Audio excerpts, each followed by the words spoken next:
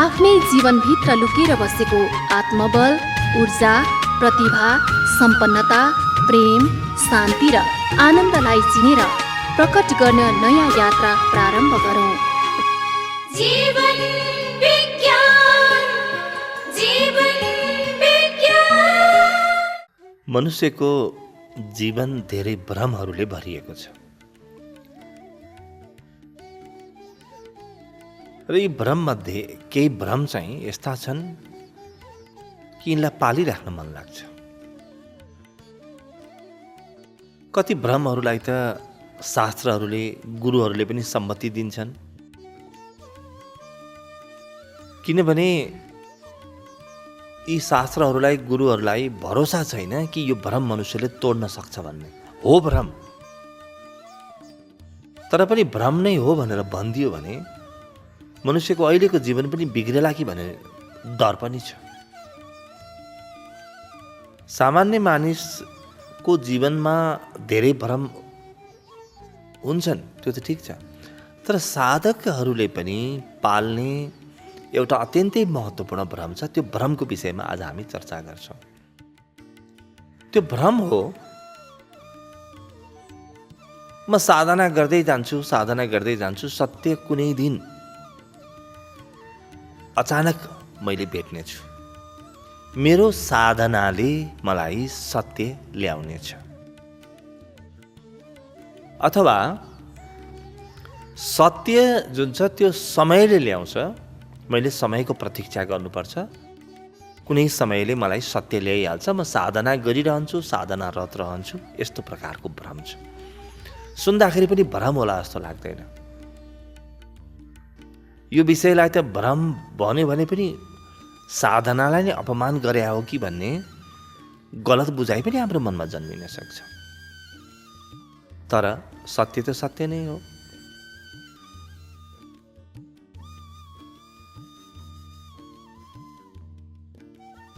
कहिल्यै पनि परमात्मा भन्नुहोस्, परम प्रेम भन्नुहोस्, परम सत्य भन्नुहोस्, परम आनन्द भन्नुहोस्, त्यसलाई प्राप्त गर्न समय लाग्दैन। समयले केही पनि गर्दैन। समयले मलाई परमात्माको निकट कहिल्यै पनि पुर्याउन सक्दैन, किनभने समय संसारको कुरा हो। परमात्मा चाहिँ त्यो संसारलाई धान्ने मूल हो, जहाँ कुनै समय कहिले पनि पुग्दैन। सत्यमा समय हुँदैन, किनभने समयले बाँधिएको छ भने त्यो सत्य पनि होइन। जुन कुरा हिजो सही थियो आज गलत हुन्छ, फेरि भोलि गएर सही हुन्छ, त्यो सत्य हुन सक्दैन। सत्य शब्दको अर्थ हुन्छ जुन सत्य थियो, छ, रहनेछ। समयको यस्तो कुनै काल छैन जब यो असत्य प्रमाणित हुन सकोस्। न दिनले यसलाई असत्य प्रमाणित गर्नेछ, न रातले, न निद्राले, न स्वप्नले, न सुसुप्तिले, न अरू कुनै घटना वा परिस्थितिले त्यो विषयलाई असत्य प्रमाणित गर्न सक्छ। त्यस्तो सत्य जहिलेसुकै समयातीत हुन्छ। समयको अतिक्रमण गरेर मात्रै त्यो सत्य फेला पर्छ। जुन सत्यले मलाई बाँध्दछ वा समयको घेरामा हुन्छ, त्यो सत्यले मलाई कहिले पनि मुक्ति दिन सक्दैन। मलाई मुक्ति दिने सत्य पक्का पनि समयको घेराभन्दा बाहिरको हुन्छ, समयको सिमानामा नरहेको हुन्छ। त्यसकारणले म आज साधना गर्दै जाउँ, कुनै दिन मेरो जीवनमा सत्य आउँछ, यो बिल्कुल गलत सोच हो। सत्य घटित हुनु, ध्यान लाग्नु, समाधि हुनु वा परमात्मा साक्षात्कार हुनु, यी तत्काल हुने परम घटना हो। तत्काल यो व्यक्तिको चेतनामा जन्मिने अग्नि हो। त्यो अग्नि, यो कस्तो प्रकारको अग्नि छ मनुष्यको चेतनामा भने तत्काल त्यसले पुरै जे पनि छ आफूमा समाहित गर्छ। र सत्यको साक्षात्कार जहिलेसुकै तत्काल हुन्छ। तपाईँ 12 वर्ष साधना गर्नुभयो र 12 वर्षपछि सत्यको साक्षात्कार गर्नुभयो भने नि सत्यको साक्षात्कार त वर्तमानमा त्यतिखेरकै समयमा तपाईँले गरेको हो। तपाईँलाई लागेको हो कि मैले 12 वर्ष लगाएँ, तपाईँलाई लाग्ला कि मैले 12 वर्ष यो साधना गरेँ, यो विधि गरेँ, यस्तो यस्तो गरेँ भन्ने, त्यो आफ्नो सोच मात्रै हो। त्यस कारणले कहिल्यै पनि बुझ्नुपर्ने कुरा के हो त भन्दा साधना भन्दा समझ महत्त्वपूर्ण हुन्छ। समझ ठिक प्रकारको भयो, ठिक प्रकारको समझ मेरो मनमा जन्मियो भने सत्य त मभित्र नै छ, कहीँ बाहिरबाट ल्याउनु पर्ने हो र? त्यो ध्यान, त्यो समाधि, त्यो परमात्मा, त्यो भगवान, त्यो ईश्वर अथवा त्यो दिव्यता, त्यो प्रकाश, तपाईँ जे पनि नाम दिनुहुन्छ, त्यो तपाईँभित्र नै छ। आफैभित्र भएको कुरालाई खोज्न कति समय लाग्छ भन्नुहोस् त? वास्तवमा समयमा दौडेर त्यहाँ पुगिँदैन, रोकिएर पुगिन्छ। तपाईँ कति समय लगाएर साधना गर्नुभयो होइन, कति समय रोकिनुभयो, स्थिर हुनुभयो, आफ्नो मौनलाई छुनुभयो, आफ्नो शून्यतालाई छुनुभयो। कति समय तपाईँका विचारहरू सल्बलाउन छोडे, कति समयका लागि विचारहरू निलम्बित भए, त्यो कुरा महत्त्वपूर्ण छ। सत्य दौडेर होइन, रोकिएर पाइन्छ। र लामो समय साधना गरे भने जति बढी लामो साधना गरे उति बढी सत्य पाउने सम्भावना हुन्छ भन्ने सोचले हामीलाई साधनामा यति धेरै क्रियाशील बनाइदिन्छ कि भित्रको समझको विकास हुन पाउँदैन, भित्रको जागरण, जागृति, होस वा सजगता पनि सध्न पाउँदैन। आफूभित्रको सजगतालाई सध्न दिनुहोस्, अहिले नै तपाईँलाई दर्शन हुनेछ। रोकिनुहोस्, स्थिर हुनुहोस्। आफूभित्रको शान्ति र शक्तिको केन्द्रलाई अहिले यस घडी चिन्नुहोस्, अहिले अनुभव गर्नुहोस्। तपाईँले भोलि हुन्छ, पर्सि हुन्छ, म पापी, मलाई त 2-4 वर्ष लाग्छ, 2-4 जन्म लाग्छ, यस्तो प्रकारको सोचले आफूलाई ठग्नै पर्दैन। तपाईँ रोकिन सिक्नुहोस्। साधना दौडिनु होइन, साधना हो रोकिनु। जीवनमा दौड त छँदैछ नि, विचार दौडिरहेका छन्, शरीर दौडेको छ। बालक थियो, बिस्तारै युवा भयो, बिस्तारै अधवैसे हुँदै हुँदै वृद्ध हुँदै मृत्युतिर गइरहेको छ, दौडेको दौडै छ। ग्रह नक्षत्रहरू पनि दौडिरहेका छन्, आफआफ्नो केन्द्रमा दौडिरहेका छन्, परिधि बनाइरहेका छन्। यहाँ हरेक कुरा दौडिरहेको छ। जो रोकियो उसले सत्य पायो, दौडिनेले सत्य पाएन। तपाईँका साधना विधिहरूले, ध्यान विधिहरूले तपाईँलाई के गर्छन् भने धेरै दौडाउँछन्। तपाईँभित्रको दौडिने वृत्ति समाप्त हुन्छ। तपाईँको एउटा भ्रम छ, एकदम गहिरो भ्रम तपाईँले पाल्नु भएको छ। त्यो के हो भने समयले, धेरै समयपछि वा धेरै साधना गरेपछि, धेरै तपस्या गरेपछि, धेरै भजन कीर्तन ध्यान गरेपछि बल्ल सत्य आउँछ, सत्यको दर्शन हुन्छ भन्ने भ्रम तपाईँले पाल्नु भएको छ। तपाईँकै भ्रम निवारण गर्न मात्रै साधनाका लागि समय लाग्ने हो। यदि तपाईँले यो विचारलाई बदलिदिनु भयो, तपाईँले के भन्नुभयो भने म जतिखेर पनि सत्यका लागि तयार छु र मेरो जीवनमा सत्य जतिखेर पनि प्रकट हुन सक्छ, यस्तो प्रकारको मानसिकतालाई गहिरो बनाउँदै जानुभयो भने तपाईँले साधनाको माध्यमबाट अन्ततोगत दौडेर कहीँ पनि पुगिँदैन भन्ने जुन अनुभव गर्न चाहनुहुन्थ्यो, त्यो अहिले रोकिएर पनि त अनुभव गर्न सक्नुहुन्छ नि। जति साधना गर्दै गए उति साधनाले केही पनि दिँदो रहेनछ। म रोकिएर, म स्थिर भएर, स्तब्ध भएर मात्रै सत्यमा पुग्दो रहेछु भन्ने बोध जन्मिन्छ। त्यो बोधलाई कहिलेकाहीँ 30 वर्ष, 40 वर्ष, 50 वर्ष, कहिलेकाहीँ 2-4 जन्म पनि लाग्न सक्छ। तर त्यो बोध तपाईँ आज किन जन्माउन सक्नुहुन्न? त पहिलो के बुझौँ भने परमात्मा मभित्र छ, सत्य मभित्र छ। कहीँ बाहिरको कुरा खोज्नु नै होइन, कहीँ परको आफ्नो घरको पूजा कोठामा भएको पनि होइन, कुनै मन्दिरमा मस्जिदमा गुम्बामा भएको पनि होइन।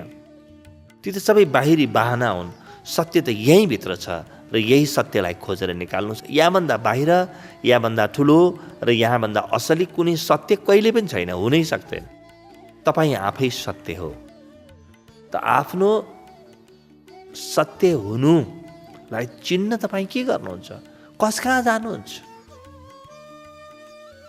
लौ न मेरो सत्यलाई चिनाइदिनुहोस् भनेर कहाँ जानुहुन्छ? तपाईँले कति दौड लगाउनुहुन्छ? बस रोकिनुहोस्, आफूभित्र हेर्नुहोस्, धैर्यका साथ हेर्नुहोस्, तपाईँले भेट्नुहुनेछ।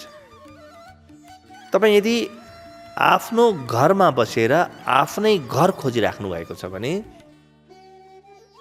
हरेक छिमेकी कहाँ गएर सोद्धाखेरि ती छिमेकीले तपाईँकै घरतिर तपाईँलाई फिर्ता गर्नेछन्। लौ न मेरो घर हरायो, मैले भेटिनँ भन्नुभयो भने छिमेकीले के भन्ने छ? बाबा जाऊ त, अघि तिमी बसेकै ठाउँ तिम्रो घर हो भन्नेछन्। तपाईँलाई विश्वास आउने छैन। तपाईँ धेरै दुःख हन्डर खानुहुनेछ र धेरै पछि मात्रै तपाईँलाई बोध आउनेछ कि मेरो घरमा त मै थिएँ त। जब सत्य मभित्र छ, परमात्मा मभित्र छ, परम जीवन मभित्र छ भने म किन दौडिएँ होला त? मैले दौडेर के पाउन खोजेँ होला? संसारमा दौडेर पाएको कुनै कुराले परमात्मालाई किन्न सक्छ, सत्यलाई किन्न सक्छ? त्यसो भए त त्यो वस्तु, त्यो धन, त्यो साधना परमात्माभन्दा ठुलो भयो। तपाईँले यति यति यति अनुष्ठान गर्नुभयो वा साधना गर्नुभयो, ध्यान गर्नुभयो अनि सत्य प्राप्त गर्नुभयो र तपाईँलाई के लाग्यो भने मेरो यो ध्यानले, साधनाले सत्य आयो भन्ने तपाईँलाई लाग्यो भने सत्य ठुलो रहेनछ। तपाईँको ध्यानको सिक्का ठुलो रहेछ, तपाईँको साधना ठुलो रहेछ, तपाईँको कर्म ठुलो रहेछ। तपाईँले भेटेको सत्य होइन। तपाईँले आफ्नै भित्रको भ्रमलाई भेट्नुभयो र कहिलेकाहीँ मनुष्यको मनले यो भ्रम सिर्जना गर्छ। मैले सत्य भेटेँ भन्ने भ्रम सिर्जना गर्छ। यति लामो त हिँडिसकियो, अब के हिँड्नु भन्ने भ्रम सिर्जना गर्छ। त्यस कारणले यी भ्रमहरू, यी वञ्चनाहरूबाट बच्नुपर्छ। सत्य तत्काल उपलब्ध छ, अहिले पनि छ। जब म बोल्दैछु, तपाईँ सुन्दै हुनुहुन्छ, तपाईँभित्र सत्यले नै यो कुरा सुनिरहेको छ। त्यसलाई खोज्नुहोस् त। मेरा वाणीहरू त्यही सत्यले सुन्दैछ र तपाईँभित्र बसेर त्यही सत्यले नाना भाँति अरू नयाँ विचारहरू जन्माउँदैछ। त्यो सत्य हो। त्यो त्यहाँ गएर खोतल्नुहोस्। सनातन प्रणालीमा दुई प्रकारका मुक्ति मानिन्छ। एउटा हो क्रम मुक्ति, अर्को हो सद्यो मुक्ति। क्रम मुक्ति भनेको के हो? उही हामीले भने चाहिँ गर्दै गर कुनै दिन तिम्रो जीवनमा मुक्ति आउन सक्छ। तर अर्को छ सद्यो मुक्ति। सद्यो मुक्ति भनेको के हो? तत्काल अहिले हुन सक्छ। किन पर्खिन्छौ? र सबै शास्त्रहरू पनि के भन्छन् भने यो जुन क्रम मुक्ति छ, यो क्रम मुक्ति चाहिँ त्यो व्यक्तिका लागि हो जो व्यक्ति सद्यो मुक्तिमा जान सकेन। आफ्नै मनलाई जसले आफ्नो गहिराईमा जान तयार गर्न सकेको छैन वा जसलाई आफ्नै मनले ठगिरहेको छ, ऊ क्रम मुक्तिको बाटो जाओस्। तर कुनै दिन पुग्ने फेरि क्रम मुक्तिबाट होइन, पुग्ने त सद्यो मुक्तिबाट नै हो। तत्काल नै हुनेछ र तपाईँले गरेका सम्पूर्ण प्रयासको बावजुद हुनेछ। जुन दिन तपाईँलाई जीवनमा परम प्रकाशको अनुभव हुन्छ, त्यस दिन तपाईँलाई के थाहा हुन्छ भने ओहो, मैले आजसम्म गरेका प्रयास त केही पनि होइन रहेछ नि त। यो त सानो बालकले आफ्नो आँगनमा बसेर माथि उडिरहेको हवाईजहाजलाई आऊ आऊ मेरो घरमा आऊ भनेर भनिरहेको छ, त्यस्तै मात्रै हो। र कुनै दिन त्यो हवाईजहाज आइ नै हाल्यो भने त्यो बालकलाई भ्रम पर्छ कि मैले बोलाएर आएको भन्ने, म यति महान रहेछु भन्ने। साधनाको माध्यमबाट, तपस्याको माध्यमबाट, प्रयासको माध्यमबाट सत्यलाई पाउनु यही हवाईजहाजलाई बोलाउनु जस्तो हो। हवाईजहाजलाई बोलाउँदा बोलाउँदै त्यो बच्चा कुनै बेला थाक्छ। थाकेर आँखा झ्याप्प बन्द हुन्छन् र जब आँखा भित्र खुल्छन् उसले पाउँछ कि त्यो त विराट आकाश छ, जहाँ बाहिरको आकाश पनि अटेको छ भित्र। बाहिरको आकाशमा हवाई जहाज थियो, तर बाहिरको आकाश सानो छ, हेर्दाखेरि ठुलो भए पनि। त्यो बालकले पाउँछ कि त्यो बाहिरको आकाश त केही पनि होइन रहेछ, भित्रको आकाशको सानो एउटा अङ्ग मात्रै रहेछ। र त्यो हवाई जहाज वास्तवमा देखिने बेलामा बाहिरको आकाशमा उडेको देखिए पनि उडेको थियो मभित्रकै आकाशमा। जब देख्छ नि, अनि त्यो बालकले के बुझ्छ भने हवाई जहाज म भित्रै छ, म भित्रै रहेछ, यो बोध हुन्छ। अब यो बोध धेरै प्रयास गरेपछि हुने कि अल्प प्रयासमै हुने? बुद्धिमान व्यक्ति त्यो हो जसले साधनाका साथसाथै समझको पनि विकास गर्छ, विवेकको विकास गर्छ, सबै कुरा बुझेर गर्छ र साधनाबाट आएको परिणामलाई पनि राम्रो समझदारीका साथ जीवनमा ग्रहण गर्छ। त्यही भएर गुरुसँग सत्सङ्ग अनिवार्य हुन्छ। गुरुले के गर्छ भने तपाईभित्र भइरहेका जति पनि क्रम उपक्रमहरू छन्, तपाईभित्र भइरहेका अनुभवहरू जति पनि छन्, ती अनुभवको सही अर्थ तपाईँलाई बताइदिन्छ। यो बताउने व्यक्तिको अभावमा तपाईँले प्रगति गर्न सक्नुहुन्न, तपाईँलाई थाहै छैन। त्यो साधनाको जङ्गल त यस्तो विराट हुन्छ कि तपाईँ कुन रुख गन्नुहुन्छ, कहाँ पुग्यो भनेर पत्ता लगाउनुहुन्छ। त्यहाँ कुनै नक्सा छैन, त्यहाँ कुनै सिमाना छैन। यहाँबाट संसार सकियो, यहाँबाट परमात्मा सुरु भयो भन्ने सिमाना पनि आउँदैन भित्र। भित्रको जगतमा कुनै पनि नापी नक्सा वा बाहिरका सहयोगहरू लैजान सक्नुहुन्न। भित्र तपाईँ एक्लै हुनुहुन्छ। त्यस कारणले त्यस्तो व्यक्तिको खोजी, जो व्यक्ति पहिले एक्लै पुगिसकेको छ र आफूलाई त्यो अनुभव भयो, त्यस्तो व्यक्ति तपाईँले खोज्नुभयो भने उसैलाई गुरु भनिन्छ।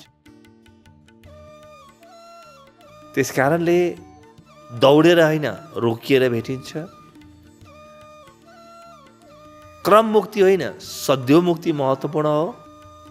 र गुरुले तपाईँलाई धेरै परसम्म साथ दिन सक्छ यो बाटोमा। जीवन